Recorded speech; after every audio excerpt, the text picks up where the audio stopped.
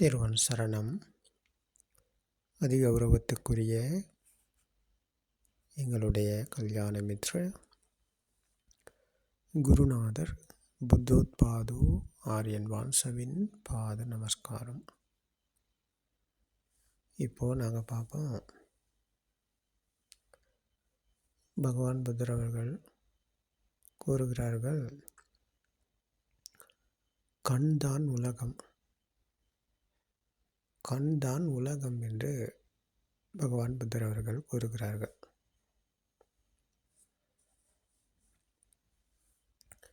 அப்போது இது எப்படி சாத்தியமாகும், இது எப்படி உண்மையாகும் என்பதை தான் நாங்கள் இந்த போதனையினூடாக கொஞ்சம் விளக்கமாகவும் கொஞ்சம் தெளிவாகவும் பார்க்க போகிறோம். கண்தான் உலகம் என்றால் அது எப்படின்னு நாங்கள் விவரமாக பார்க்கும்போது, இப்போ கண்கள் என்பது கண்களுக்கு கண் தெரியுதுன்னு சொன்னால், பார்வை இருக்குதுன்னு சொன்னால், அப்போ கண்களுக்கு தெரிவது நாங்கள் நினைக்கிறோம் வெளியில் இருக்குது அப்படின்னு சொல்லி, வெளிப்புறத்தில் இருக்குது அப்படின்னு சொல்லி நினைக்கிறோம். அப்போ அந்த நினைப்பு தான் மாயை, கற்பனை. அப்போ அது உண்மை இல்லை. அப்போது அந்த நினைப்பில், கற்பனையில் வாழும் நாங்கள் அப்போது நிஜத்தில் அல்ல வாழ்கிறோம். பொய்யான போலியான உலகம் ஒன்றை ஏற்படுத்தி கொண்டு அந்த உலகத்தில் நாங்கள் வாழ்கிறோம். இல்லாத ஒன்றை இருக்கிறது என்று நினைத்து பிடித்து கொண்டு வாழ்கிறோம். அப்போது இந்த உலகத்தில் வாழும் எல்லா மனிதர்களும், எல்லா ஜீவராசிகளும் எப்படித்தான் வாழ்கிறாங்க. கண்களுக்கு தெரிவது வெளியில் இருக்குது, வெளிப்புறத்தில் இருக்குது. அப்போது கண் பார்வை இழந்து விட்டால், கண் தெரியலை, பார்வை தெரியலை அப்படின்னு சொன்னால், அவருக்கு வர்ணம் என்பது கிடையாது. அதாவது உருவம் என்பது அவருக்கு கிடையாது. கண் தெரியாதவருக்கு வர்ணம் தெரியலைன்னா, உருவம் இல்லை தெரியலைன்னு சொன்னால், அப்போ எங்கே இருக்குது உலகம்? அப்போ இதுதான் பகவான் புத்தர் அவர்கள் போதிக்கிறார்கள். கண்களுக்கு தெரிவது நாங்கள் நினைக்கிறோம் அது வெளியில் இருக்குன்னு சொல்லி. அப்போது இதுதான் அந்த சித்தேன நியத்தி லோக்கோ, சித்தேன பரிகாசதி, மனதால் உருவாக்கப்பட்ட உலகம். எது மனதால் உருவாக்கப்பட்ட உலகம்? கண்ணுக்கு தெரியுது, அதை நாங்கள் இருக்குது அப்படின்னு சொல்லி நினைக்கிறோம். கண் சொல்லலை அது வெளியில் இருக்குன்னு சொல்லி, மனம்தான் சொல்லுது. கண்களுக்கு தெரிந்தது வெறும் வர்ணம், ஒரு வடிவம். தெரிஞ்சது வெளியில் இருக்குது அப்படின்னு சொல்லி மனம்தான் சொல்லுது. அப்போது மனம் சொல்வதை தான் நாங்கள் அப்போது நம்புகிறோம், நினச்சி கொண்டிருக்கோம். கண்ணுக்கு தெரிஞ்சது வெளியில் இருக்குது அப்படின்னு சொல்லி நினச்சி கொண்டிருக்கோம். அப்போ கண்களுக்கு தெரிவது உண்மையாக இருக்குதுன்னு சொல்லி நினச்சி கொண்டிருப்பதனால் நாங்கள் அதை மாய்க்குள்ளே இருக்கிறோம், மனதின் மாய்க்குள்ளே இருக்கிறோம். இந்த மனதால் உருவாக்கப்பட்ட உலகத்தில் தான் நாங்கள் அப்போ வாழ்ந்து கொண்டிருக்கோம். அப்போ இதை தான் பகவான் புத்தர் அவர்கள் கூறுகிறார்கள். அப்போது கண் இல்லைன்னு சொன்னால், கண் தெரியலை, பார்வை இழந்து விட்டது, கண் என்ற சென்சர் செயல் இழந்து விட்டதுன்னு சொன்னால், வர்ண உலகம் என்பது அவருக்கு இல்லாமல் போகிறது. வர்ண உலகம் என்பது அவருக்கு கிடையாது. ஏன்? கண் தெரியாட்டி அவருக்கு என்ன இருக்குது வெளியில்? அவருக்கு ஒன்றும் கிடையாது, அப்படி ஒன்றும் கிடையாது. எல்லாமே இருளாக தானே இருக்கும். கண்ணை மூடிக்கிட்டா எல்லாமே இருளாக தானே இருக்குது. அப்போ இதே போல தான் கண் தெரியாதவருக்கும் எதுவுமே கிடையாது, எல்லாமே இருளாக இருக்கும். அப்போது வாழை மரம், தென்னை மரம், மாமரம், பலாமரம், அப்போ இதெல்லாமே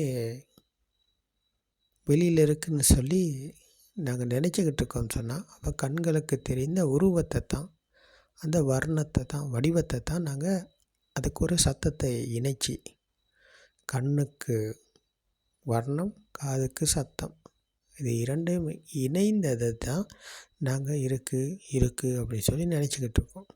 அப்போ இதுதான் அது படித்த சமுப்பாத தர்மம் உருவான விதம், மனம் உருவான விதம், ஆன்மா உருவான விதம். அப்போது கண்ணும் காதும் பிரதானமாக, கண்ணும் காதும் இணைந்ததன் காரணமாக உருவானது தான் வாழை மரம், தென்னை மரம், மாமரம், பலாமரம். அது சம்பந்தமில்லாத இரண்டு இங்கே இணைகிறது. சம்பந்தம் இல்லாத இரண்டு ஒன்றாக இணைந்ததால் உருவானது தான் அப்போது வாழை மரம், தென்னை மரம், மாமரம், பலாமரம். அப்போ இது எல்லாமே உருவானது. உருவானது நிஜமாக இருக்கிறதா? இல்லை, அது நிஜமாக இல்லை, உண்மையாக அது இல்லை. உருவானதுனால அது நாங்கள் இருக்குன்னு சொல்லி நினச்சி கொண்டிருக்கோம், நினைத்து பிடித்து கொண்டிருக்கோம். அப்போ அந்த பிடிதான் ஆன்மா என்ற துஷ்டி, அந்த நினைப்பு தான் மனதின் மாயை, கற்பனை. அப்போ அந்த பிடியினால் இணைந்த இணைப்பால் பிடி உருவானது, அந்த ஆன்மா என்ற பிடி, அந்த துஷ்டி உருவானது. துஷ்டியினால் கண்களுக்கு தெரிவது வெளியில் இருக்குது, காதுக்கு கேட்பது வெளியில் இருக்குது அப்படின்னு சொல்லி இந்த மனம் உருவான விதம் பற்றி நாங்கள் புரிந்து கொண்டு ப்ராக்டிக்கல் வாழ்க்கையில் பழக்கப்படுத்தி பார்க்கும்போது அப்போது எல்லாமே நாங்கள் நினச்சிக்கிட்டு தான் இருக்கோம் வெளியில் இருக்குதுன்னு சொல்லி. வாழை மரம், தென்னை மரம் எல்லாம் வெளியில் இருக்குது, உண்மையாக இருக்குது அப்படின்னு சொல்லி நாங்கள் நினச்சி கொண்டிருக்கோம். நினைப்பு வந்ததுக்கு காரணம், ஆரம்பம் இங்கே தான் இருக்குது. என்னது ஆரம்பம்? அது இரண்டும் இணைந்தது, கண்ணும் காதும். கண்ணும் காதும் இணைஞ்சனால அந்த இணைப்பானது, அந்த உருவானது, இணைப்பு உருவானது வெளியில் இருக்குது அப்படின்னு சொல்லி நினச்சி கொண்டிருக்கோம். கண்ணும் தெரியல, காதும் கேட்கலை அப்படின்னு சொன்னால், அப்போது சத்தமும் வெளியில் இல்லை, வர்ணமும் வெளியில் இல்லை. கண்ணும் செயலிழந்து விட்டது, காதும் செயலிழந்து விட்டதுன்னு சொன்னால், அப்போ சத்த லோகமும் வெளியில் இல்லை, வர்ணலோகமும் வெளியில் இல்லை. அப்போது வெளியில் அப்படி ஒன்று இல்லாட்டி சென்சர்களை செயலிழந்துட்டா, தெரியலன்னு சொன்னால், கேட்கலன்னு சொன்னால் அது எங்கேயாவது இருக்குது? அப்போது வெளியில் இல்லை தானே. கண் தெரிகிறனால நாங்கள் வெளியில் இருக்குதுன்னு சொல்லி நினைக்கிறோம், காது கேட்குறதுனால நாங்கள் வெளியில் இருக்குதுன்னு சொல்லி நினைக்கிறோம். அப்போ எல்லாமே நாங்கள் நினச்சி கொண்டு தானே இருக்கிறோம், எல்லாம் நினச்சி கொண்டு தான் இருக்கோம், எல்லாம் வெளியில் இருக்குது அப்படின்னு சொல்லி. அப்போ இதே போல தான் மூக்கு, நாக்கு, உடல் என்கிற இந்த சென்சர்கள், உற்பத்தி நிலையங்கள், இப்போ எல்லாமே கலந்த எண்ணம் தான். இப்போ கண்களுக்கு தெரிந்த வர்ணத்துக்கு மாமரம் என்ற சத்தத்தை கொடுத்தாங்க. அப்போ சத்தமும் வர்ணமும் இணைஞ்சனால இந்த 5 உற்பத்தி நிலையங்களும் அங்கே இணைஞ்சிருக்கு. பிரதானம் இங்கே கண்ணும் காதும், அதோடு இணைந்த தான் எல்லாமே. இந்த 5 சென்சர்களும் இணைஞ்சி தான் மாமரம் உருவானுச்சு. இது மூக்கு என்ற சென்சர் அது அங்கே இல்லாமல் இல்லை, நாக்கு என்ற சென்சர் அங்கே இல்லாமல் இல்லை, உடல் என்ற சென்சரும் அங்கே இல்லாமல் இல்லை. இது எல்லாமே கலந்துருக்கு. வாழை மரம் என்கிற போது இந்த 5 சென்சர்களும் கலந்தது தான் வாழை மரம், இணைந்தது தான் வாழை மரம். மாம்பழம் என்கிற போது அந்த மாம்பழம் என்பது கண், காது, மூக்கு, நாக்கு, உடல் என்கிற 5 சென்சர்களும் 5 உற்பத்தி நிலையங்களும் இணைந்தது தான், 5 சென்சர்களும் கலந்தது தான் அந்த மாம்பழம். எல்லாமே கலந்து தான் இருக்குது, எல்லாமே சேர்ந்து தான் இருக்குது, எல்லாமே இணைந்து தான் மாம்பழம் உருவானது. அப்போது அதை பிடிச்சு பார்த்தா, கைகளால் ஸ்பரிசம் செய்து பார்த்தா இறுக்கமான பாரமான தன்மை. கண்களுக்கு தெரிந்தது வர்ணம், காதுக்கு கேட்டது சத்தம், மூக்கால் முகந்து பார்த்தா ஒரு வாசனை, நாக்கால் நக்கி பார்த்தா ஒரு சுவை. அப்போது இந்த சென்சர்களால் உருவானது தான் மாம்பழம். அப்போ அது வெளியில் இருக்கும் ஒன்று கிடையாது. அப்போது இது ஒரு எண்ணம் மட்டும்தான். அப்போது இப்போ இன்னும் ஒரு விடயத்தை நாங்கள் இங்கே பார்க்கும்போது, இப்போ கண்ணும் தெரியல, காதும் கேட்கலை, மூக்குக்கு வாசனை, நாக்குக்கு சுவை, உடலுக்கு குளிர் உஷ்ணம், எல்லாமே இயங்குதுன்னு சொன்னால், கண்ணும் தெரியல, காதும் கேட்கலை, மற்ற 3 சென்சர்களும் இயங்குது. அப்போது வாசனையை வைத்து ஒருவர் இது மாம்பழம் என்று சொல்லலாம். அப்போ அந்த வாசனையினூடாக இது மாம்பழத்தின் வாசனை என்று சொல்வாராக இருந்தால், கண் தெரியாட்டியம், காது கேட்காட்டியம், அங்கே மனோ உருவம் என்று அங்கே உருவாகுது. மனோ உருவத்தில் அவர் வாழ்கிறார். கண் தெரியாட்டியம், அவர் அதை மனோ உருவத்தில் காண்கிறார். அப்போது அந்த காதுக்கு சத்தம் கேட்காட்டியும் அந்த மனோ உருவத்துக்குள் எல்லாமே இருக்குது. அவருக்கு உணர்ந்தது வெறும் வாசனை மட்டுமா இருக்கலாம், ஆனால் இந்த வாசனைக்குள்ளே 5 சென்சர்களும் கலந்துருக்கு. அதே போல் இப்போ நாக்குக்கு உணரும், இப்போ மாம்பழம் சாப்பிட்றாரு, வாசனையும் அவருக்கு உணர முடியலை, மூக்கு என்ற சென்சரு செயல்படலைன்னு ஒப்புமை. இந்த கொரோனா டைமில் எந்த ஒரு வாசனையும் தெரியாது, எந்த ஒரு வாசனையும் அவரால் முகர முடியாது, வாசனையே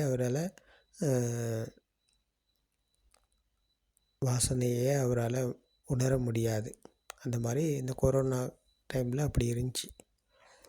இப்போ அந்த மாதிரியான டைமில் அவர் சுவைத்து சாப்பிடும்போது கண்ணும் தெரியலை, காதும் கேட்கலை, மூக்குக்கு வாசனையும் உணர முடியலை. அப்போது நாக்குக்கு சுவை என்கிற போது மாம்பழத்தை தான் அவர் சாப்பிட்றார். சாப்பிடும்போது கண்ணும் தெரியலை, காதும் கேட்கலை, மூக்குக்கு வாசனையும் இல்லை, ஆனால் நாக்குக்கு உணரும் சுவையில் அது மாம்பழம், இது மாம்பழத்தின் சுவை என்று அவருக்கு மனோ உருவம் ஒன்று அங்கே உருவாகுது. அந்த மனோ உருவத்துக்குள் எல்லா உற்பத்தி நிலையங்களும் கலந்து தான் இருக்குது. அதுக்குள்ளே வர்ண உலகமும் இருக்குது, அதுக்குள்ளே சத்த உலகமும் இருக்குது, அதுக்குள்ளே வாசனை உலகமும் இருக்குது, அதுக்குள்ளே சுவை என்ற உலகமும் இருக்குது, அதுக்குள்ளே ஸ்பரிசம் என்கிற குளிர் உஷ்ணம் இறுக்கமான பாரமான இந்த உலகமும், இந்த 5 சென்சர்களால் உருவான உலகம் எல்லாம் கலந்து அந்த எண்ணத்துக்குள் இருக்குது. மாம்பழத்துக்குள்ளே எல்லாம் கலந்து தான் இருக்குது. அது வெறும் சுவையை மட்டும் உணர்ந்தாலும் கண்களுக்கு வர்ணம் தெரியலை, காதுக்கு சத்தம் கேட்கலை, எல்லாமே செயலிழந்து விட்டது. ஆனால் சுவைக்கும் போது அந்த சுவையை சாப்பிட்டு அதுதான் இது மாம்பழத்தின் சுவை என்ற அந்த உணர்வுக்குள் எல்லாமே கலந்து தான் இருக்குது. இந்த 5 சென்சர்களும் கலந்து தான் இருக்குது. அப்போ இதனால் இந்த ஒரு சென்சருக்குள் உருவானது 5 சென்சர்களும் கலந்து தான் வருகிறது. அதை இல்லைன்னு சொல்ல முடியாது. ஏன்னா அந்த மன உருவம் வந்து சேரும்போது அது எல்லாமே கலந்து தான் வருது. அதை தனியாக வாசனை, தனியாக சுவை, தனியாக வர்ணம், தனியாக சத்தம், தனியாக இந்த ஸ்பரிசம் என்று எதுவுமே தனித்தனியாக வராதுங்க. எல்லாமே இணங்கி தான் வருது, எல்லாமே சேர்ந்து தான் வருது. இப்போ பிறந்தபோது பிஞ்சு குழந்தைக்கு ஒன்றும் இல்லை, ஏதும் இல்லை அப்படின்றத நாங்கள் ஆரம்பத்தில் இந்த கமட்டான சொல்லி சொல்லி வந்தோம். அப்போ பிறந்த குழந்தைக்கு கண்களுக்கு தெரிந்த வர்ணம், காதுக்கு கேட்ட சத்தம், அது இரண்டும் இணைந்தவர் தான் அம்மா. அப்போ அம்மா என்ற வர்ணம், சத்தம் இரண்டும் இணைந்த போது அது வெளியில் இருக்கிறார் என்ற உணர்வு ஒன்று அந்த குழந்தையின் மனதில் உருவானது. அதுதான் அந்த அதிர்வு. கண்ணும் காதும் சம்பந்தம் இல்லாத இரண்டும் இணையும் போது ஒரு அதிர்வு பிறந்தது. அந்த அதிர்வின் காரணமாக அம்மா இருக்கிறார் என்ற அந்த உணர்வு உருவானது. அந்த உணர்வுக்கு பெயர் தான் அதிர்வு. அப்போ அது வரைக்கும் அங்கே அதிர்வு ஒன்று இருக்கலை, உணர்வு ஒன்று இருக்கலை. உணர்வற்ற சுபாவத்தில் அந்த குழந்தை இருந்தது, அதிர்வற்ற சுபாவத்தில் அந்த குழந்தை இருந்தது. அப்போ குழந்தை என்றும் அங்கே சொல்ல முடியாது. குழந்தை ஒன்று இருந்துச்சா இருக்குதா அப்படின்னு சொல்ல முடியாது. ஏன்னா அங்கே அப்படி ஒன்று இல்லை, உணர்வு ஒன்று இல்லை, அதிர்வு ஒன்று இல்லை. அப்போ அதிர்வற்ற சுபாவத்துக்குள்ளே ஒன்றும் இல்லை, ஏதும் இல்லை. அப்போ இதுதான் அந்த குழந்தையின் மனதில் ஒன்றும் இருக்கலை, ஏதும் இருக்கலை. அப்போது அது பிரபாஸ்பரம், தூய்மையானது, பாலை போல பரிசுத்தமானது, தண்ணீரை போல சுத்தமானது. அப்போ அதுக்குள்ளே ஒன்றும் கிடையாது, ஏதும் கிடையாது. அப்போது அந்த நிலையில் இருந்த இந்த பிஞ்சு குழந்தையின் மனம் இந்த கண்ணும் காதும் இணையும் போது வெளியில் அம்மா இருக்கிறார் என்ற அந்த உணர்வு, அந்த அதிர்வு பிறந்தபோது அந்த அதிர்வுக்குள் தான் அந்த குழந்தை பிறக்குது. அப்போ இந்த பிறப்பு சம்பவத்தால் அது வெளியில் இருக்கிறது என்ற உணர்வு உருவாகி அந்த அதிர்வு மேலும் மேலும் மேலும் மேலும் இது சுழல்கிறது, வேகமாக சுழல்கிறது. அப்போ அம்மா இருக்கிறார் இருக்கிறார் இருக்கிறார் என்ற குழந்தைக்கு மீண்டும் சத்தத்தை கொடுக்குறாங்க. சத்தத்தை கொடுத்து கண்களுக்கு காட்டி, சத்தத்தை கொடுத்து கண்களுக்கு காட்டி, இது இரண்டும் இணைத்து தொடர்ந்து கொடுக்கப்படும் போது அது வெளியில் இருக்கிறார் என்று உணர்ந்த அந்த குழந்தை வாசனை மூலியமாகவும் இது என் அம்மாவின் வாசனை, இது என் அம்மாவின் வாசனை அப்படின்னு சொல்லி அந்த குழந்தை வாசனை மூலியமாகவும் தன்னுடைய அம்மாவின் வாசனை மூலியமாக இது என் அம்மா என்ற மனோ உருவம் ஒன்று இங்கே உருவாகுது. அதுதான் அந்த இணைப்பால் உருவானது.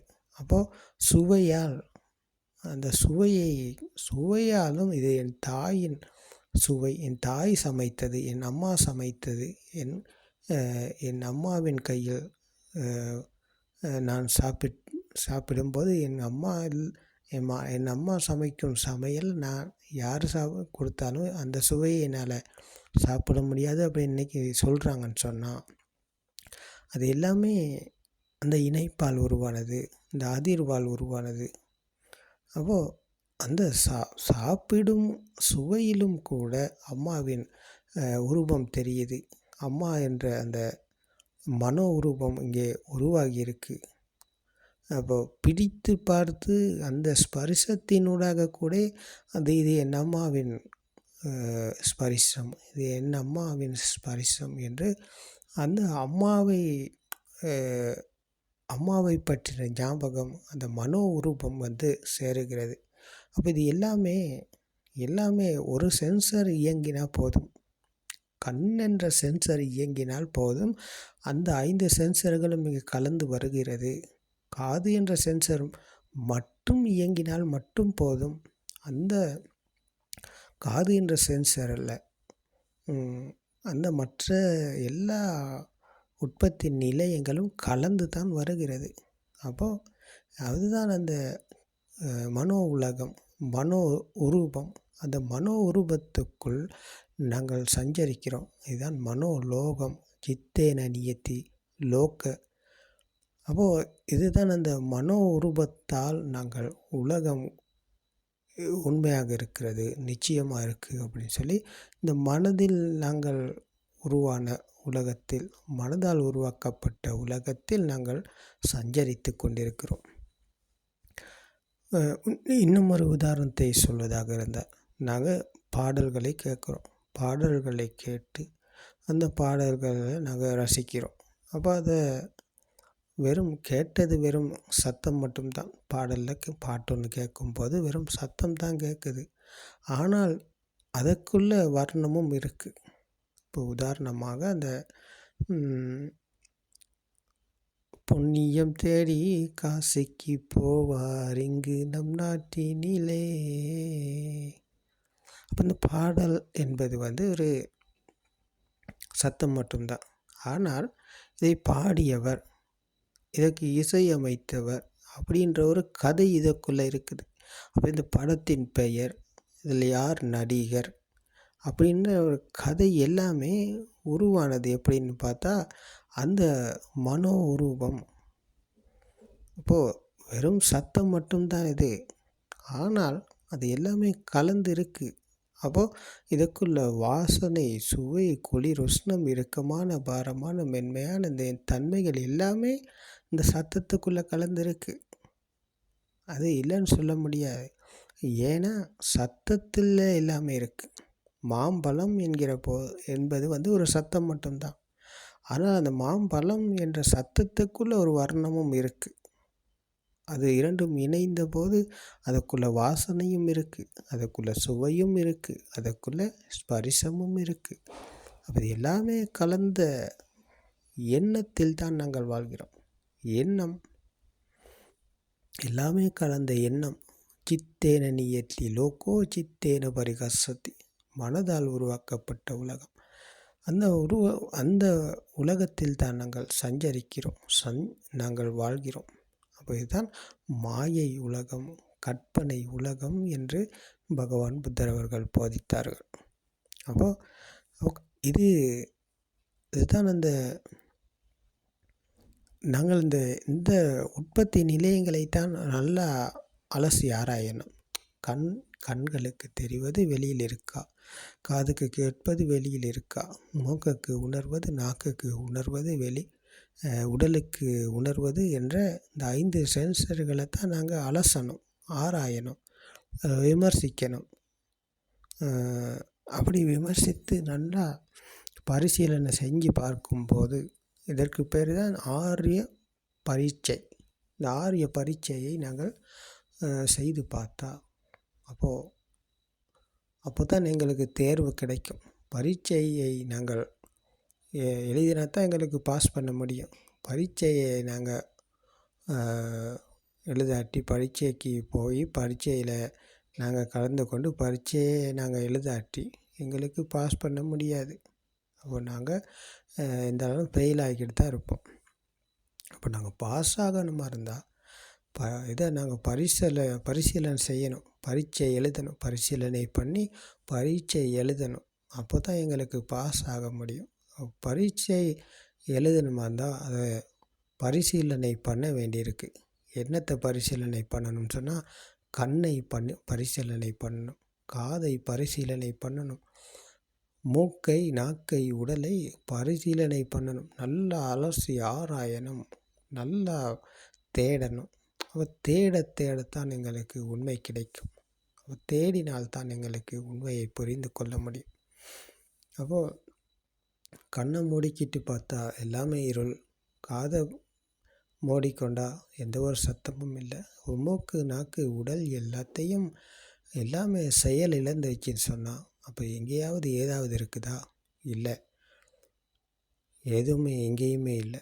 அப்போது இந்த 5 உற்பத்தி நிலையங்களும் செயலிழந்து விட்டால் எதுவும் எங்கேயுமே கிடையாது. ஆனால் இன்னொரு கதை இருக்குது இதுக்குள்ளே. என்னென்னா, மனோ உலகம் என்பது, அதாவது பிறந்த குழந்தைக்கு ஒன்றும் இருக்கலை, எதுவும் இருக்கலை. அங்கே உணர்வு அற்ற சுபாவம். அந்த குழந்தைக்கு எந்த ஒரு உணர்வும் இல்லை. அதாவது அம்மா இருக்கிறார், அப்பா இருக்காங்க, எனக்கு எல்லாம் இருக்குது அப்படின்னு சொல்லி எந்த ஒரு அதிர்வும் கிடையாது, எந்த ஒரு உணர்வும் இல்லை அப்படின்னு சொன்னால் அந்த குழந்தை நிர்வாணம் அடைஞ்சா இருக்குது? இல்லையே, அந்த குழந்தை நிர்வாணம் அடையலையே. அந்த குழந்தை இன்னும் துன்பத்திலிருந்து மீளலைத்தானே.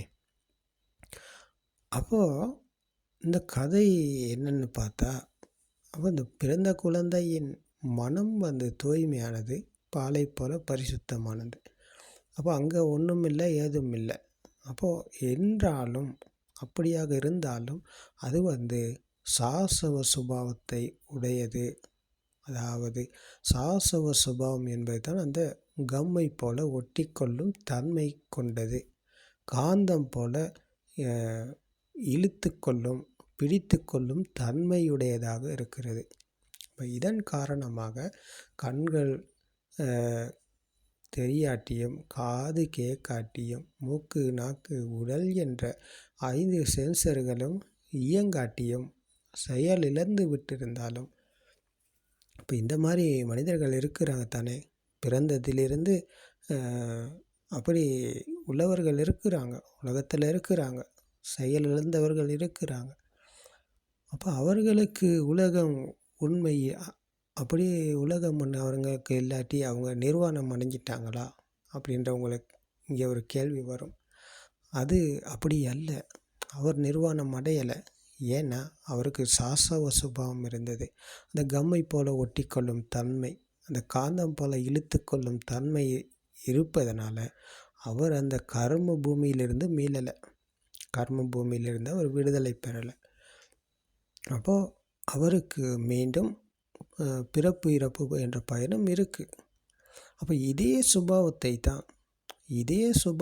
தான் அந்த சமத்த தியானத்தை அடைகிறார். இப்போ சமத்த தியானம் பற்றி நாங்கள் கதைச்சிருக்கோம்.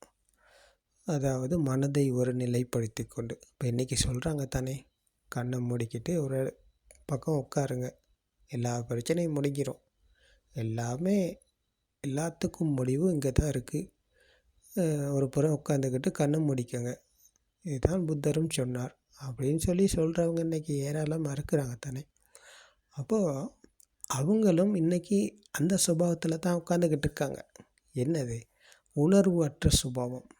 கண்ணை மூடிக்கொண்டு ஒரு இடத்துல உட்காந்து கொண்டதன் பிறகு அவர் சமத்த தியானத்தினூடாக மனதை ஒரு நிலைப்படுத்தி கொண்டு அந்த உணர்வு அற்ற சுபாவத்துக்குள் உட்காந்து கொண்டிருக்காரு.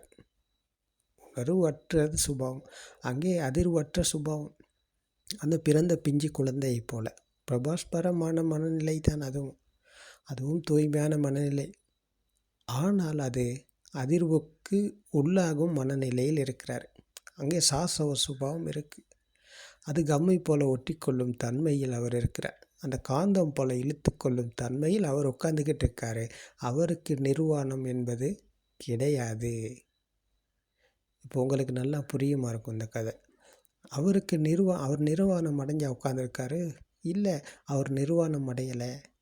அவர் அந்த ததங்க நிஷ்கம்மன பிரகான என்கிற அந்த பந்தை தண்ணீருக்குள் அழுத்தி பிடித்து கொண்டிருப்பது போல அவர் அழுத்தி பிடித்து கொண்டிருக்கிறார். அங்கே ஆத்மா என்ற துஷ்டியில் இருந்து அவர் மீளலை. அந்த ஆத்மா என்ற துஷ்டி அவருக்குள்ளே இருக்குது. அது இந்த சாசவ சுபாவத்துக்குள்ளே அதுதான் இருக்குது. அது இணையக்கூடியது. அதாவது கம்மை போல ஒட்டிக்கொள்ளும் தன்மையை உடையது, காந்தம் போல இழுத்து கொள்ளும் தன்மை உடையதாக இருக்கிறது.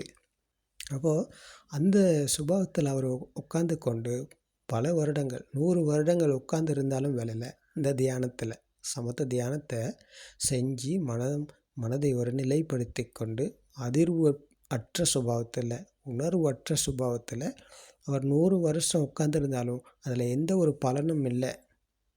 அதில் எந்த ஒரு முன்னேற்றமுமே கிடையாது. அது தற்காலிகமானது. அப்போது அதன் காரணமாக அவருடைய பிறப்பு சம்பவம் நடக்கும். அந்த உணர்வற்ற சுபாவத்தில் உட்கார்ந்திருந்ததுனால, அதிர்வற்ற சுபாவத்தில் இருந்ததுனால அவர் அதிர்வற்ற உலகத்தில் பிறப்பார். அதுதான் உருவமற்ற உலகம். அதான் அந்த பிரபஞ்சத்தோடு இணைந்த சுபாவம் என்று சொல்கிறாங்க, என்லைட்மெண்ட் என்று சொல்கிறாங்க. அப்போது அந்த பிரபஞ்சத்தோடு அவர் இணைந்து இருப்பார் அவர். ஆனால் அவரும் அதிர்வு பெறும் காலம் ஒன்று வரும். அந்த அதிர்வுக்குள்ளாகும் காலம் ஒன்று வரும். அங்கே அந்த உணர்வு பெறும் காலம் ஒன்று வரும். அதுதான் ரொம்ப ரொம்ப ரொம்ப ஒரு என்ன சொல்லலாம், அதுக்கு ரொம்ப கொடுமையான ஒரு விஷயம். அதாவது அவர் இந்த உணர்வற்ற சுபாவத்தில் அதிர்வற்ற சுபாவத்தை மெருகூட்டி வளர்த்து அதுக்குள்ளே உட்கார்ந்திருந்ததுனால அவருடைய பிறப்பு சம்பவம் பல ஆயிரக்கணக்கான பல லட்சக்கணக்காகவும் போகலாம். அவர் அந்த உணர்வற்ற சுபாவத்துக்குள்ளே மூழ்கி இருப்பார், அந்த பிரபஞ்சத்தோடு இணைந்திருப்பார். ஆனால் அவர் அந்த காலகட்டம் முடியும், என்றைக்காவது அந்த காலகட்டம் முடியும். அதன் பிறகு அவர் மானிய மக்கரோ அதிமானிய குக்குரோ என்று பகவான் புத்தர் அவர்கள் கூறினார்கள். அவருக்கு ஆணவம் இருந்தது, அகங்காரம் இருந்தது, எல்லாமே இல்லாமல் போகலை. அந்த ஆணவம் அகங்காரம் அந்த சாசவ சுபாவத்துக்குள்ளே இருந்தது, அது படிந்திருந்தது, வெளியில் தெரியல.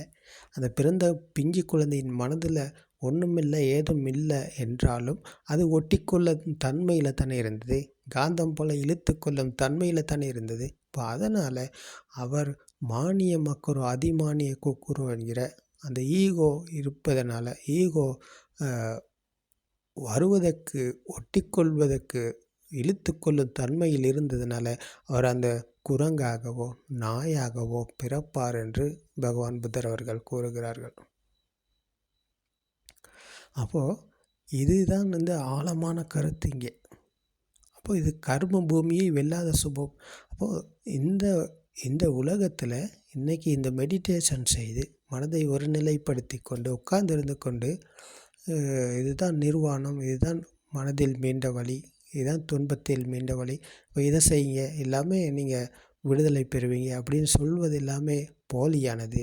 எதுவுமே பகவான் புத்தர் அவர்கள் கூறியது அல்ல. இது எல்லாமே செய்தார் பகவான் புத்தர் அவர்கள்.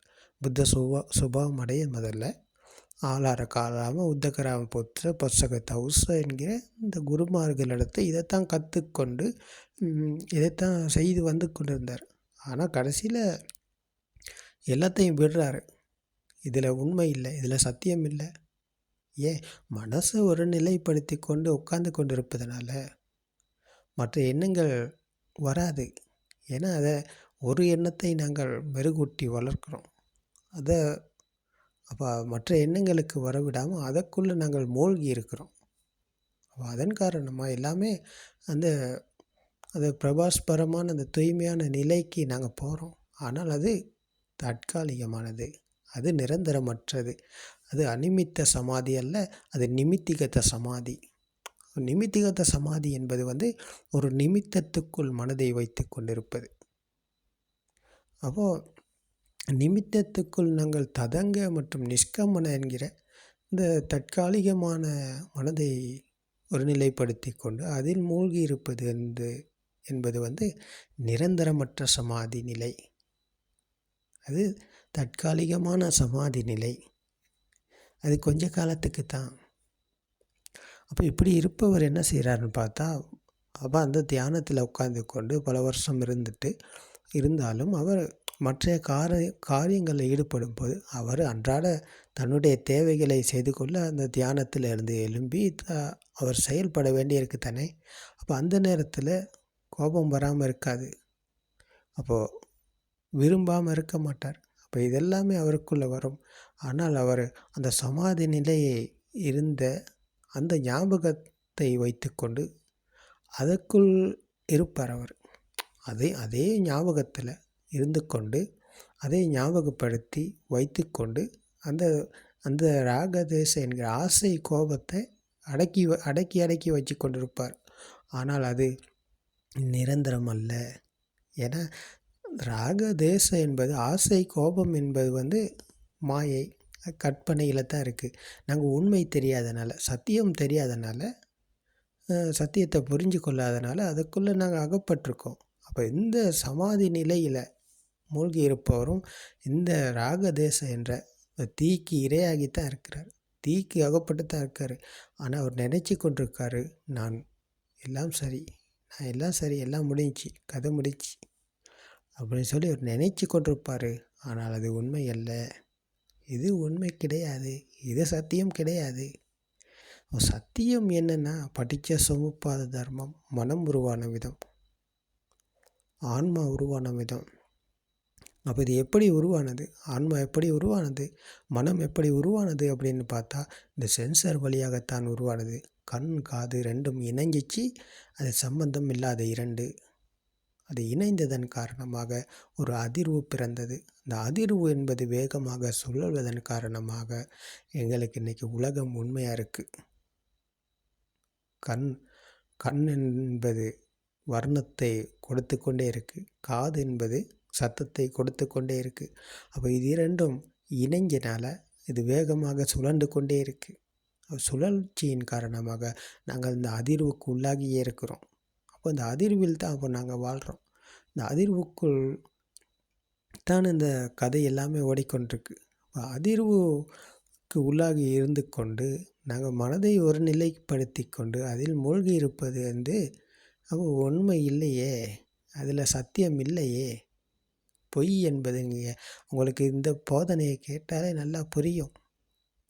இதற்குள்ளே இவ்வளோ விஷயம் இருக்குது. அப்போது இந்த மெடிடேஷன் செய்வதனால் யாரும் சத்தியத்தை புரிஞ்சு கொள்ள முடியாது. அது புத்த தர்மமே கிடையாது. அது புத்த தர்மம் அல்ல. புத்த தர்மம் சொன்னால் அது படித்த சமுப்பாத தர்மம். மனம் உருவான விதம், ஆன்மா உருவான விதம். மனம் உருவான விதம் பற்றி தெரிந்து கொண்டால்தான் எங்களுக்கு மனதின் மேலும் வலி கிடைக்கும். அப்படி இல்லாட்டி மனதிலிருந்து எங்களுக்கு எப்படி நாங்கள் மீள்வது? அது நடக்குமா? அவர் மனசை ஒரு நிலைப்படுத்தி கொண்டு நான் மனதை வென்று விட்டேன், மனதிலிருந்து மீண்டு விட்டேன் அப்படின்னு சொல்லி கதை விட்டுக்கிட்டு இருப்பார். அது பொய்.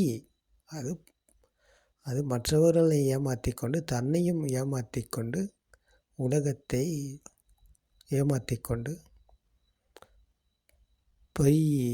பொய் மேலே பொய் சொல்லி மனிதர்களை இன்னும் பள்ளத்தில் தள்ளும் மாபெரும் தீய காரியம்னு தான் அவங்க செஞ்சு கொண்டிருக்காங்க.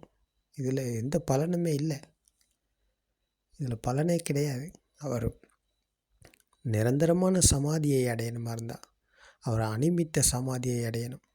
அப்போ அது நிமித்திகத்த சமாதி அல்ல. மனதை ஒரு நிலைப்படுத்தி கொண்டு அதில் மூழ்கி இருப்பது தான் நிமித்தத்துக்குள் இருக்கும் சமாதி. அனிமித்த சமாதி என்றால் அது நிமித்தங்களற்ற நிமித்தங்களில் உண்மை இல்லை, அதாவது எண்ணங்களில் உண்மை இல்லை. மனம் என்பது மாயை, கற்பனை. அப்போ இது எல்லாமே நிமித்தங்கள். அப்போ நிமித்தங்களில் ஏதும் இல்லை, ஒன்றும் இல்லைன்னு சொன்னால் அப்போ அது இந்த சத்தியத்தை புரிந்து உணர்பவர் மனதின் மாயிலிருந்து மீள்கிறார். அப்போ எண்ணங்களுக்கு வேல்யூ கிடையாது, எண்ணங்களுக்கு மதிப்பு இல்லை, மனதை வெல்கிறார். அப்போது அந்த சமாதி நிலைக்கு பேர் தான் அனிமித்த சமாதி. அனிமித்த சுன்யத்த அப்ரணீத்த சேத்தோ விமுக்தி என்பது இங்கே தான் இருக்குது.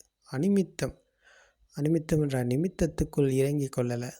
மனதில் எண்ணங்களுக்கு வேல்யூ இல்லை, மதிப்பு இல்லைன்ற போது அப்போ எல்லா எண்ணத்துக்கும் எந்த எண்ணமாக இருந்தாலும் அம்மா, அப்பா, வீடு, வாசல், காசு, தங்கம், பணம், சூரியன், சந்திரன் எல்லாமே எண்ணங்கள். அப்போ எண்ணங்களில் உண்மை இல்லை, எண்ணங்களில் சத்தியம் இல்லை என்ற சத்தியத்தை புரிந்து உணர்ந்தவருக்கு எந்த எண்ணமாக இருந்தால் அது வெறும் எண்ணம் மட்டுமே. அது ஒரு சென்சர் மட்டும். மனம் என்பது ஒரு சென்சர், அது இயங்குகிறது. அந்த சஞ்ஞா அபிசங்கர் மனம் என்பது அந்த அதிர்வு என்பது வேகமாக சுழன்று கொண்டே இருக்குது. அப்போ சுழற்சியின் காரணமாக நாங்கள் பிடிபட்டிருக்கோம். ஆனால் இந்த சத்தியத்தை காட்டு மனம் உருவான விதம் பற்றி தெரிந்து புரிந்து கொண்டு மனதில் மீளும் வழியில் பயணிப்பவருக்கு மனம் உண்மையாகாது, எண்ணங்கள் உண்மையாகாது. அப்போ எண்ணங்களிலிருந்து அவர் மீள்கிறார் என்றால், எண்ணங்களிலிருந்து அவர் விடுதலை அடைகிறார் என்றால் அவருக்கு எந்த எண்ணமாக இருந்தாலும் ஒன்று தான். எந்த எண்ணமாக இருந்தாலும் அது சாமானியமான ஒரு சென்சர் வழியான நடைமுறை பக்கம் அவர் பார்க்கும்போது சென்சர் மட்டுமே. அது மனம் என்பதும் ஒரு சென்சர் மட்டும்தான். அதுக்கு வேல்யூ கிடையாது, மதிப்பு இல்லாமல் போகிறது. அப்போ இதுதான் அனிமித்த சமாதி. அது அனிமித்த சமாதி இருப்பது விதர்சனா சமாதியில் தான். விதர்சனா பண்ணவருக்கு தான் அனிமித்த சமாதி இருக்குது. அப்படி இல்லாட்டி அனிமித்த சமாதின்னு சொன்னால் என்னென்னு தெரியாது. அவர் நிமித்திகத்த சமாதிக்குள் மனதை ஒருநிலைப்படுத்தி கொண்டு உட்கார்ந்து கொண்டிருப்பார். அதில் எந்த பலனும் இல்லை. அப்போது இது ஒரு இடத்துல உட்கார்ந்து கொண்டு கண்ணை மூடிக்கொண்டு கைகளை வச்சு கொண்டு பண்ணும் தியானத்தின் மூலியமாக வரும் சமாதி அல்ல. இது எல்லா நேரத்திலும் எல்லா காரியத்திலும் ஈடுபடும் போது இந்த சமாதி நிலை என்பது நிரந்தரமான சமாதியாக இருக்கிறது. இதான் அனிமித்த சமாதி. அப்போ நாங்கள் கண்ணை பரிசீலனை செய்து பார்த்தால், ஆராய்ந்து பார்த்தால், அப்போ கண்களுக்கு தெரிவது எங்கேயும் இல்லை. கண் என்பது ஒரு சென்சர் மட்டுமே. கண் இல்லைன்னு சொன்னால் ஒளி என்பது கிடையாது. அப்போ கண் என்ற இந்த காட்சியினூடாகத்தான் ஒளி என்பது தெரிகிறது. கண் இல்லைன்னு சொன்னால் ஒளி இல்லை, கண் இல்லைன்னு சொன்னால் வர்ணம் இல்லை. அப்போ இதுதான் பகவான் புத்தர் அவர்கள் அந்த பிக்ஷுக்களை பார்த்து கேட்குறார்,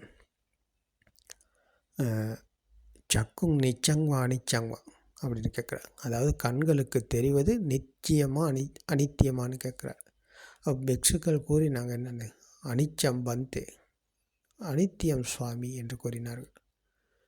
அப்போது இவர் தான் உண்மையான பிக்ஷு. கண்களுக்கு தெரிவது உண்மையாக இருக்கா அப்படின்னு கேட்டால், இருக்குன்னு சொன்னால் அது பிக்ஷுவா? இல்லை, அவர் பிக்ஷு கிடையாது, அவர் போர்வைக்கு பிக்ஷுவாக இருப்பார்.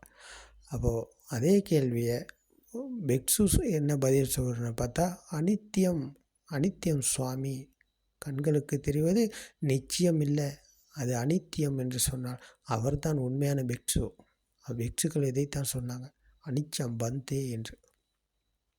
அப்போ கண்களுக்கு தெரிவது நிச்சயம் இல்லை, அது அனித்தியம் என்றால் ஆன்மா ஒன்று இருக்காப்போ என்று கேட்குறார். நோஹிதம் பந்தே, அப்படி இல்லை, ஆன்மா ஒன்று கிடையாது சுவாமி என்று கூறுகிறார்கள். அப்போது கண்களுக்கு தெரிவது நிச்சயம் இல்லைன்னு சொன்னால், அப்போ கண் என்பது ஒரு சென்சர் மட்டும்தான். அப்போ கண்களுக்கு தெரிவது வெளியில் இல்லை அப்படின்னு சொன்னால், அப்போ மாமரம் வெளியில் இல்லைன்னு சொன்னால், அப்போ ஆன்மா என்ற திருஷ்டி ஒன்று இருக்கா? இல்லை. அப்போது கண்ணுக்கு தெரிஞ்சது வெளியில் இருக்குது, மாமரம் வெளியில் இருக்குதுன்னு சொன்னால் அதுக்கு பெயர் தான் ஆன்மா என்ற திருஷ்டி. மாமரம் இருந்தால் நானும் இருக்கேன், மாமரம் தான் ஆன்மா என்ற திருஷ்டி. மாமரம் இருந்தால் நான் இருக்கேன். அப்போ ஹேதம்மம ஏசோ அமுஸ்மிங் ஏசோமே அத்தா, மாமரம் இருந்தால் அந்த எண்ணம் தான் நான், அதுதான் எனது, அதுதான் என்னுடைய ஆன்மா. நான் எனது, என்னுடைய ஆன்மா என்பது மாமரம் இருந்தால், கண்களுக்கு தெரிவது வெளியில் இருந்தால் அதுதான் நான், அது எனது, அது என்னுடைய ஆன்மா. அப்போ கண்களுக்கு தெரிவது நிச்சயம் இல்லை, அது உண்மை இல்லை என்ற சத்தியத்தை புரிந்து கொண்டவருக்கு ஆன்மா என்ற திருஷ்டியில் இருக்கார் அவர் இல்லை. அப்போ நேத்தம் மம நேசோ அமஸ்மி நேசோமே அத்தா, அப்போ நான் இல்லை, எனது இல்லை, என்னுடைய ஆன்மான்னு ஒன்று இங்கே கிடையாது என்ற சத்தியத்தை அவர் புரிந்து உணர்கிறார். அப்போ இந்த உணர்வுக்குள் அவர் விழித்து கொள்ளும் போது மாமரம் வழக்கம் போல தெரிஞ்சாலும் அது வெளியில் இருக்கும் ஒன்று கிடையாது, அது ஒரு எண்ணம்.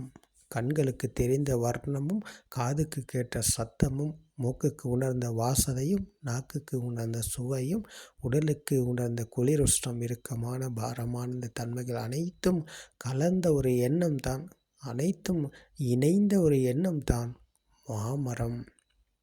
மாமரம் வெளியில் இல்லை, இது மனதில் தான் இருக்கிறது, இது ஒரு எண்ணம் மட்டுமே. அப்போ எண்ணம் என்பது வெளியில் கிடையாது. இந்த சத்தியத்தை அவர் புரிந்து உணரும் போது இந்த உணர்வுக்குள் விழித்து கொள்ளுகிறார். விழித்து கொள்ளும் போது மாமரம் என்பது அவருக்கு ஒரு எண்ணம் மட்டுமே, அது வெளியில் அல்ல. அப்போ வெளி உலகத்திலிருந்து மீள்கிறார் என்றால், அப்போ அந்த ஆன்மா என்ற திருஷ்டியில் இருந்து தான் அவர் மீள்கிறார்.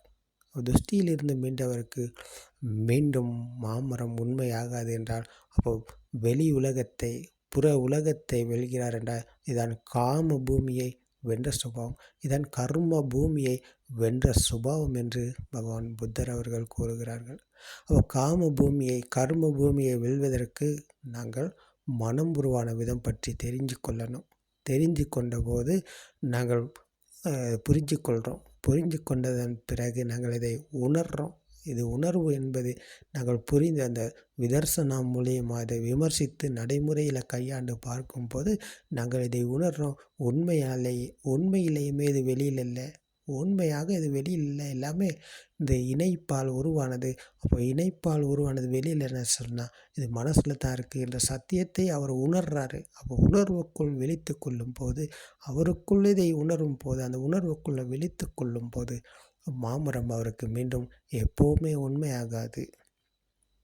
மாமரம் வெளியில் இல்லை. சத்தியத்தை அவர் உணர்ந்ததன் பிறகு அவர் மாமரத்திலிருந்து மீள்கிறார். அப்போது அவர் மீள்வது ஆன்மா என்ற துஷ்டியிலிருந்து. அப்போது நான் இல்லை, எனது இல்லை, என்னுடைய ஆன்மா என்று ஒன்று இங்கே இல்லை. இதான் ஆன்மா என்ற துஷ்டியிலிருந்து மீண்ட சுபாவம். அப்போது ஆன்மா என்ற துஷ்டியிலிருந்து மீண்டவருக்கு மீண்டும் ஆன்மா என்ற சமிக்கை இருக்கிறது. அதாவது மனதில் இருக்குது. அப்போ எல்லாமே மனதுக்கு வேல்யூ இருக்குது, மனதில் மதிப்பு இருக்குது. அப்போது இவர் தான் அந்த மனதில் மேலும் வழியில் பயணிப்பவர். அப்போ எண்ணங்களில் மேலும் வழியில் பயணிப்பவர் தான் இந்த சத்தியத்துக்குள் விழித்து கொண்டவருக்கு, சத்திய ஞானம் அடைந்தவர் மனதில் மீள்கிறார். அதான் கிருத்திய ஞானம். மனதில் மேலும் வழியில் பயணிப்பவருக்கு சொல்பவர் அவருக்கு சொல்லும் விடயம்தான் கிருத்திய ஞானம். அப்போ